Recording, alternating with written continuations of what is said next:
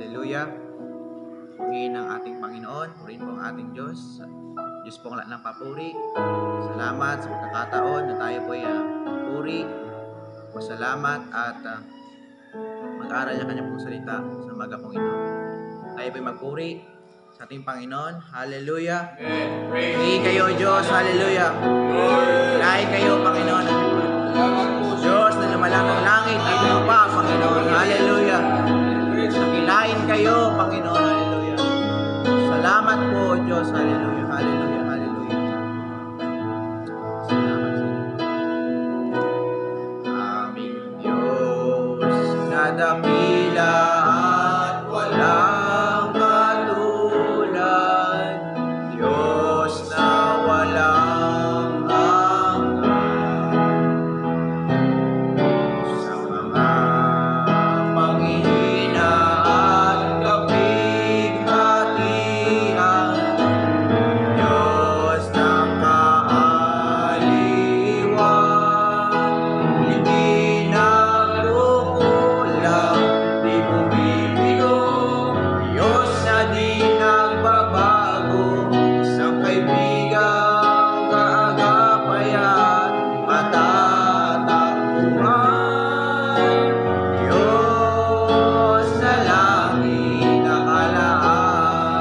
Kayo, Diyos, kayo, Diyos, ang aming pag-asa sa bawat araw ng aming dinanasan.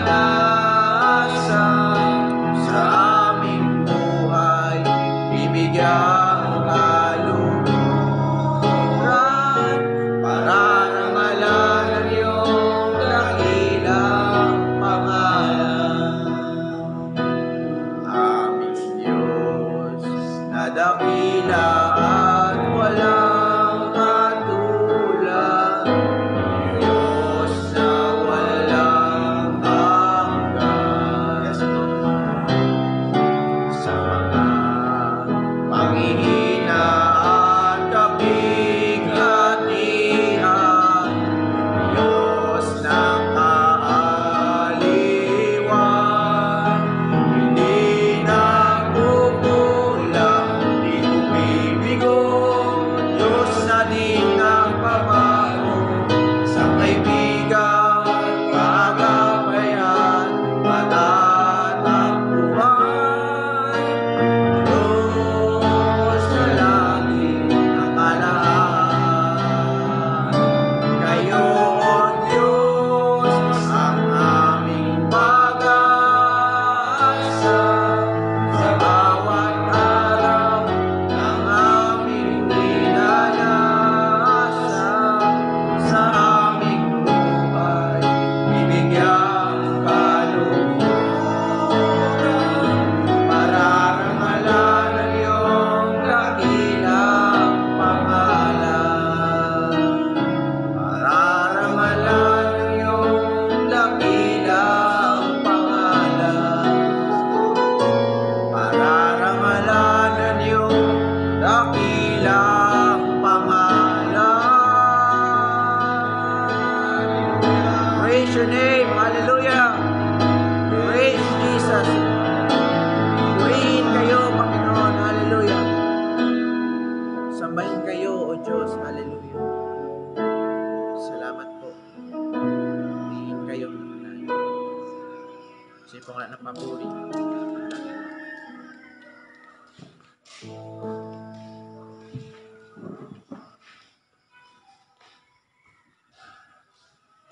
Isang mapagpalang umaga po sa ating lahat. Ako po si Brother Ares, ang Barutak, Iloilo, DFC, District 9 sa pamahala ng aming pastor, Pastor Luis Bailon.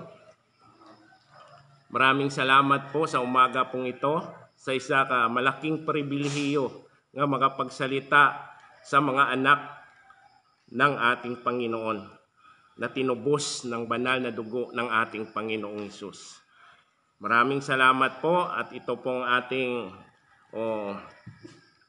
pamagat ng ating tatalakayin, matakot tayo sa Diyos. Sapagkat ang buong katungkulan ng tao ay matakot sa Diyos at sundin ang kanyang mga utos. At tayo po ay magbabasa ng salita po ng Panginoon. Bago po tayo manalangin, sabi ng salita ng Panginoon sa Mga Ngaral, chapter 12, verse 13 hanggang 14, sabi ng kanyang mga salita, sa kabila ng lahat ng ito, isa lamang ang aking masasabi. Matakot ka sa Diyos at sundin mo ang kanyang mga utos, sapagkat ito ang buong katungkulan ng tao. Sa 14, lahat ng gawin natin, hayag man o lihim, mabuti o masama, ay pagsusulit natin sa Diyos. Saglit po tayong pumikit at tayo po'y manalangin. Aming Ama, aming Diyos na banal at makapangyarihan sa lahat. Maraming salamat po sa umaga pong ito. Dahil binigyan mo naman kami ng panibagong buhay, panibagong kalakasan. Hallelujah sa umaga pong ito.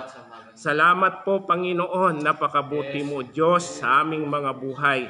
Lord, pangunahan mo kami, Panginoon, sa aming pag-aaral ng iyong mga salita sa umaga pong ito.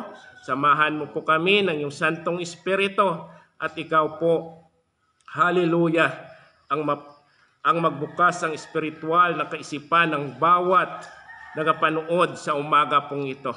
At itago niyo po ako sa iyong likuran, itong lingkod niyo, Panginoon, walang magagawa kung walang pagkilos, pagsama ng iyong Santong Espiritu. At sa inyo ko lang po na pagkatiwala po ang lahat. Hallelujah. Ikaw lang maitaas, kag ako po ay maibaba, Panginoon. Hallelujah. Salamat po sa inyo, Panginoon. Purihin po kayo. Balutan mo po kami ng iyong banal na dugo. At sa inyo po namin binabalik ang pinakamataas na papuri, pagsamba, pasasalamat sa makapangyarihan ng pangalan ng aming Panginoong Hesus. Amen. Purihin ng Diyos. Praise the Lord. Hallelujah. Ang buong katungkulan ng tao ay matakot sa Diyos. Bakit po tayo matakot sa Diyos? Sapagkat ang Diyos natin, isasang Diyos na tapat at matuwid, at isa siyang hukom na Diyos, at wala tayong maitago sa Kanya anuman ang ating ginagawa, mabuti man o masama, hayag man o lihim. Sa Kanya tayo magsusulit sa araw ng paghuhukom ng ating Panginoon. At pag tayo may takot sa Diyos, isa ka malaking pribilehiyo, sapagkat takot na tayo gumawa ng kasalanan sa ating mga buhay. Amen po? Amen. Salamat po sa ating Panginoon dahil tayo pong mga tinubos ng kanyang banal na dugo, dapat tayo pong magkaroon tayo ng takot at panginginig sa Kanya. At sabi ng kanyang mga salita sa buksan natin sa Deuteronomy chapter 6 verse 1 hanggang 2. Ito ang kautusan na binigay ng Panginoon kay Moses para sa bansang Israel. Sabi na sa chapter 6 verse 1 hanggang 2, ito po nga ang kautusan at mga tuntuning ibinigay niya sa akin, na siya ninyong sundin sa lupaing inyong sasakupin. Ang mga ito ibinigay sa inyo ni Yahweh at sa inyong mga anak at sa mga sumusunod na salin lahi, upang magkaroon kayo ng takot sa Kanya. Kung ito'y susundin ninyo, hahaba ang inyong buhay. Mga kapatid, ang kautusan ng Panginoon sa mga Israelita, ibinigay ni Moises nung sila nakalabas na sa bansang Ehipto, at marami na silang nakitang himala nga ginawa ng Panginoon sa kanilang mga buhay. Binigay ni Moises ito para sundin nila at sa kanilang mga anak at sa kanilang salin lahi. Hindi lang to ibinigay para sa mga Israelita, kundi pati rin sa ating lahat sa panahon nating ito. At dapat tayong sumunod sa ibinigay ng kautusan ng ating pong Panginoon. Sapagkat may kalakip itong pangako. Sabi na nga magkaroon kayo ng takot sa Kanya. Kung ito'y susundin ninyo, hahaba ang inyong buhay. Pangako to ng Panginoon sa ating mga sumusunod sa Kanyang kalooban, mga kapatid. At ang kautusan ng Panginoon, pag sinunod natin ang Kanyang mga kautusan, hindi ito masama para sa atin, kundi para ito sa ikabubuti natin. Di ba po? Pag sumunod tayo sa Kanya, hindi mapasama ang ating buhay, kundi mapaganda. At pangako ng Panginoon, nahahaba ang ating buhay pag tayo sumusunod sa Kanya. At dapat tayong sumunod sa Kanya sapagkat Siya may kapangyarihan na humatol sa atin. At Siya man ay may kapangyarihan na iligtas tayo sa kapahamakan. Amen? Maraming salamat po. At sabi ng Kanyang mga salita, ito po ay isang halimbawa. Nang makita ng mga Israelita ang himalang mga ginawa ng Diyos, nagkaroon sila ng takot sa Kanya. Buksan po natin ang ating mga Biblia sa Exodo.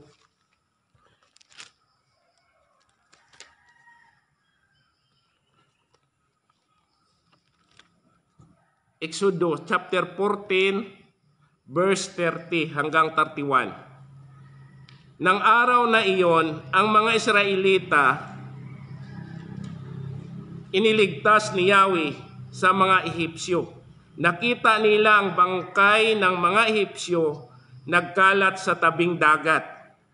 Sa 31, dahil sa kapangyarihang ipinakita ni Yahweh laban sa mga Ehipsyo, nagkaroon sila ng takot sa Kanya at sumampalataya sila sa Kanya at sa lingkod niyang si Moises. Nung makita ng mga Israelita ang himalang ginawa ng Panginoon, nahati ang dagat, nakatawid sila sa dagat, at nakita nila ang mga kawal na ubos patay dahil sa nalunod sila sa dagat. Gani nagkaroon sila ng takot sa Panginoon. At silang lahat nakatawid sa dagat. At sa ating panahon po ngayon, mga kapatid, dapat magkaroon tayo ng takot sa Kanya habang tayo nabubuhay sa daigdig na ito. Matakot tayo nga hindi tayo makasunod sa Kanyang kalooban sapagkat hahatulan tayo ng Panginoon. Katulad ng mga Israelita nga marami na silang himala nga nakita sang sila naglalakbay sa papunta sa lupang pangako ng ating Panginoon. Pero sa karamihan sa kanila, hindi sila nakarating sa lupang pangako dahil sa katigasan ng kanilang mga ulo. At ang nakarating lang sa lupang pangako, si Josue lamang at si Caleb. Dahil silang dalawa ang nagtapat at sumunod sa ating Panginoon. At sa atin po ngayon, sa mga huling henerasyon, dapat tayo sumunod sa ating Panginoon. Hindi lang nga kilalanin natin siya, kundi dapat din nating sundin ang Panginoon. Sapagat sa panahon natin po ngayon, maraming nakakilala sa ating Panginoon. Pero ang problema, hindi sila sumusunod sa ating Panginoong Hesus. Kasi sa panahon natin subong, Kahit mga masama, kilala rin nila ang Panginoon. Pero hindi lang sila willing sumunod sa ating Panginoon. At ang gusto ng Panginoon sa atin, mamuhay tayo na may kabanalan sa Kanyang harapan. Dahil lahat ng ating ginawa, mabuti man o masama, lahat yan ay ipagsusulit natin sa araw ng Kanyang paghuhukom. Hindi pwede sa atin na mga lingkod ng Panginoon na tayo'y pabalik-balik pa sa ating pagkakasala. Dahil naranasan na natin ang kabutihan ng ating Panginoon. Naranasan na natin ang pagkilos ng Diyos sa buhay ng bawat isa sa atin. Marami tayong mga patotoo, mga lingkod ng Panginoon, pero ang patotoo, hindi ito makapagligtas sa atin, kundi ang tunay na makapagligtas po sa atin na tayo sumusunod, na may takot at namumuhay ng kabanalan sa Kanyang harapan. Hallelujah! Salamat po sa ating Panginoon, at sabi niya sa Kanyang mga salita sa Awit chapter 115 verse 11, sabi po niya sa Kanyang mga salita, kayong mga may takot sa Panginoon, magtiwala sa Kanya. Siya ang tutulong at mag-iingat sa inyo. Hallelujah. Amen po. Sabi ng Kanyang salita, kayong mga may takot sa Panginoon, magtiwala kayo sa Kanya. Siya ang tutulong at mag-iingat sa inyo. Ang Panginoon ang magtutulong sa atin sa anuman nga sitwasyon ang darating sa ating buhay. Sa mga pagsubok, sa mga anuman ang ating mga pinagdaanan. Alam natin po na tayong mga lingkod ng Panginoon, na mga tinawag ng Panginoon, marami po ang ating mga pinagdaanan sa buhay, sa pagsunod sa Panginoon. Pero isa ang tiyak, mga kapatid, sabi ng Panginoon sa Kanyang mga salita, hallelujah, sabi na sa 2 Timothy 2 verse 11 hanggang 13 po, sabi na totoo ang kasabihang ito, kung tayo namatay na kasama ni Kristo, mabubuhay din tayong kasama niya. Sa 12, kung tayo nagtiis ng hirap sa mundong ito, maghahari din tayong kapiling niya. Kapag itinakwil natin siya, itatakwil rin niya tayo. Sa 13 po, kung tayo man ay hindi tapat, siya nanatiling tapat pa rin, sapagkat hindi niya maaring itakwil ang kanyang sarili. Sa pagtakwil ang kanyang sarili. Mga kapatid, totoo ang kasabihang ito. Kung tayo nagtiis sa mundong ito, makasama na, hallelujah, kung tayo mamatay na kasama ni Kristo, sa paglilingkod natin sa Kanya, mamatay din tayo, mabubuhay din tayong kasama niya. Purihin ang Diyos, mga kapatid. At anuman ang ating pinagdaanan sa paglilingkod sa Panginoon, isang tiyak, mga kapatid, mabubuhay, kahit mamatay tayo sa paglingkod sa ating Panginoon, mabubuhay din tayong kasama niya. At kung tayo nagtiis ng hirap sa mundong ito, maghahari din tayong kapiling niya. Mga kapatid, kung itatakwil natin siya, itatakwil rin niya tayo, mga kapatid. Kailangan natin, hallelujah, kahit mahirap ang ating pinagdaanan sa pagsunod sa Panginoon, magpatuloy tayo sa paglilingkod sa Kanya. Sapagkat sabi ng Kanyang mga salita sa hallelujah, sa Mateo chapter 24 verse 13, ang manatiling tapat hanggang wakas ay siya lang ang maliligtas. Mga kapatid, kahit nanatili po tayo sa Panginoon, pero pag hindi naman tayo namumuhay na may katapatan, hindi po tayo maliligtas. Amen. Kaya ang gusto ng Diyos sa ating buhay, mamuhay tayo na may kabanalan habang tayo nabubuhay sa mundong ito. At alam natin, mga kapatid, na kung tayo man ay hindi tapat, siya ay nanatiling tapat pa rin, sapagkat hindi niya maaring itakwil ang kanyang sarili. Mga kapatid, tapat po ang nangako sa atin. Hindi siya katulad ng mga tao, mga kapatid, nga kung mangako minsan matupad, minsan hindi. Pero ang Diyos ang nangako sa atin. Tapat siya nga Diyos, matuwid siya nga Diyos. At ang kanya pong pangako sa atin, totoo po ang kanyang pangako. At habang po tayo naglilingkod sa Panginoon, dapat maglingkod tayong may kasiyahan sa ating puso. Hindi po pwedeng napilitan lang tayo sa pagsunod sa Panginoon. Hindi po dahil pinagpala po tayo material, sumusunod lang po tayo dahil sa mga bagay na panlupa.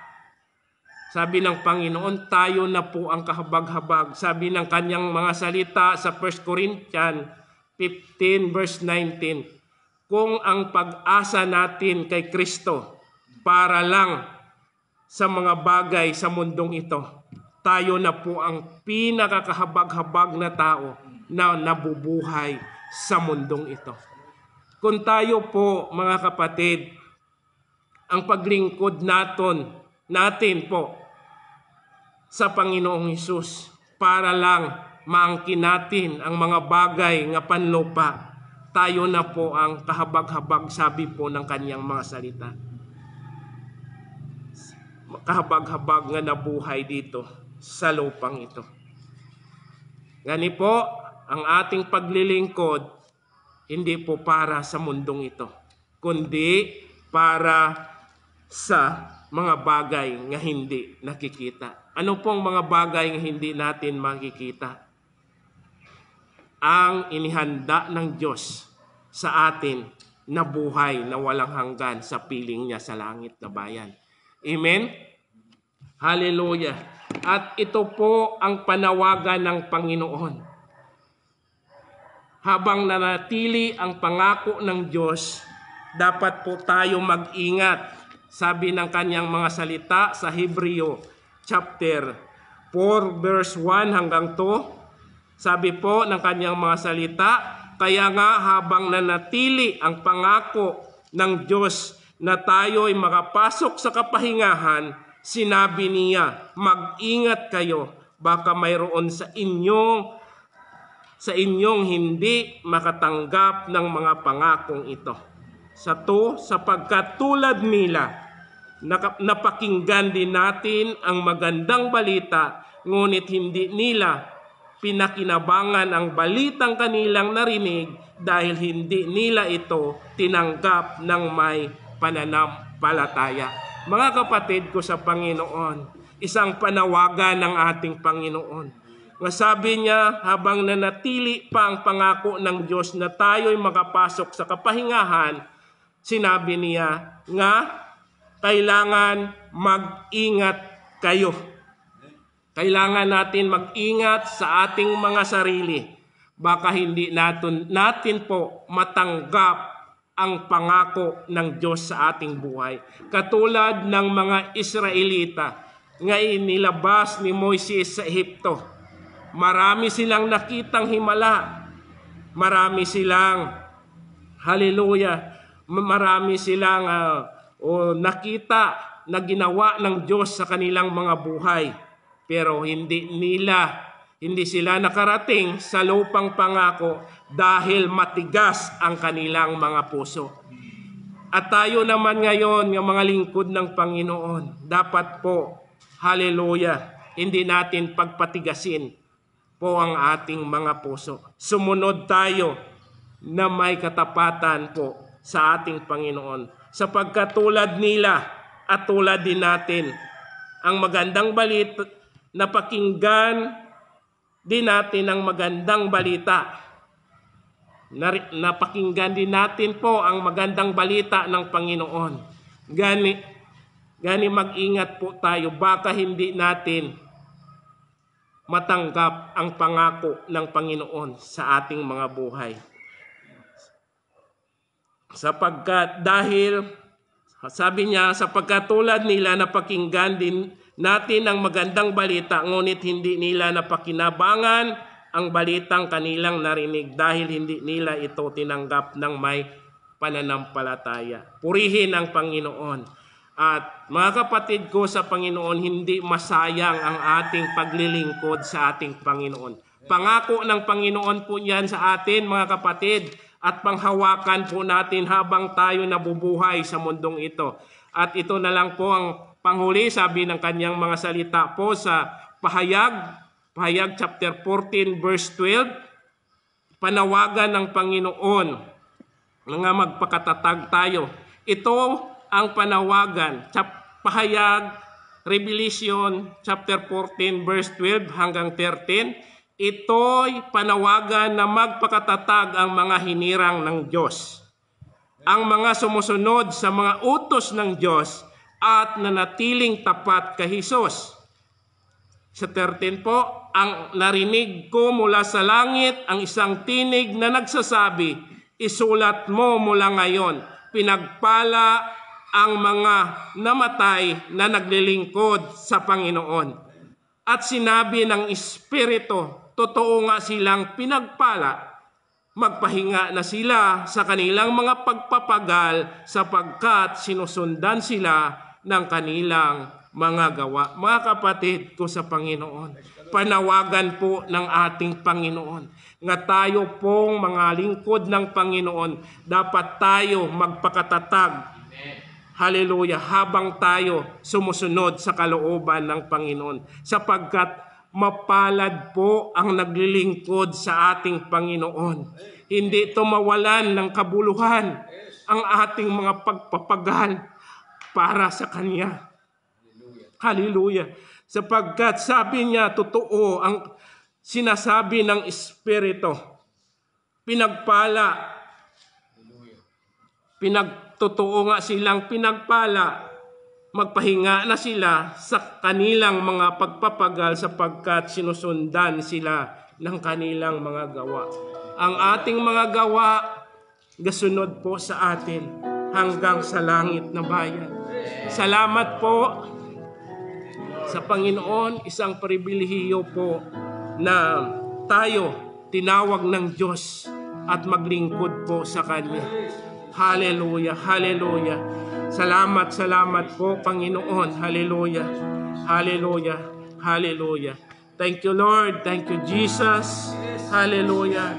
Maraming salamat po sa inyong mga pangako. Punong-puno po ng pag-asa, Panginoon, sa aming mga buhay.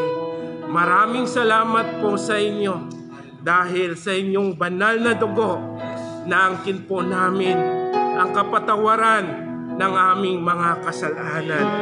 Maraming salamat po, Panginoong Hesus, nakapakabuti niyo po sa aming buhay. Tapat po kayo, hallelujah, na umiibig po sa bawat isa po sa amin. Maraming salamat po, hallelujah, hallelujah, sa aming tagapanguna, General Superintendent Pastor Joseph Green Masarido. Salamat po sa kanyang buhay, Panginoon. Pagpalain niyo siya, Panginoon. Hallelujah. At ang kanyang buong sambahayan. Masarido Family, Panginoon. Pagpalain niyo po, hallelujah, ang pamilyang ito. Samahan niyo po sila, hallelujah, hallelujah, sa bawat araw ng kanilang mga buhay, Panginoon. At maraming salamat po, Panginoon, sa aming pong tagapanguna. Hallelujah. Ang aming minamahal pong pastor, Pastor Luis Bailon, Panginoon.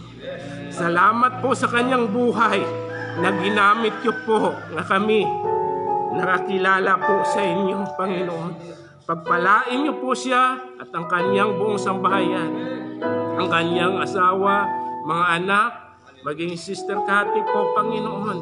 Pagpalain niyo po ang Bailon family, Panginoon.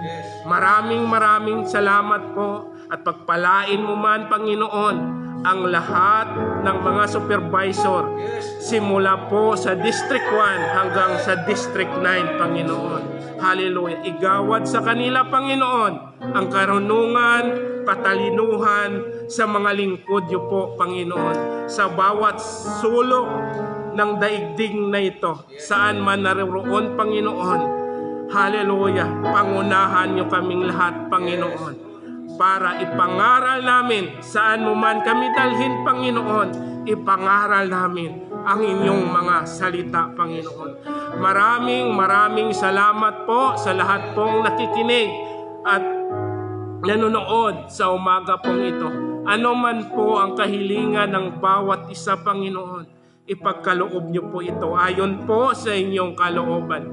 Sino man po ang may naranasan ng mga sakit sa umaga pong ito, sa physical nilang pangangatawan, Panginoon, Lord, hallelujah, sa makapangyarihang pangalan mo po, Panginoon, pagalingin niyo po ito, Panginoon. Hallelujah, sa umaga pong ito, Panginoon.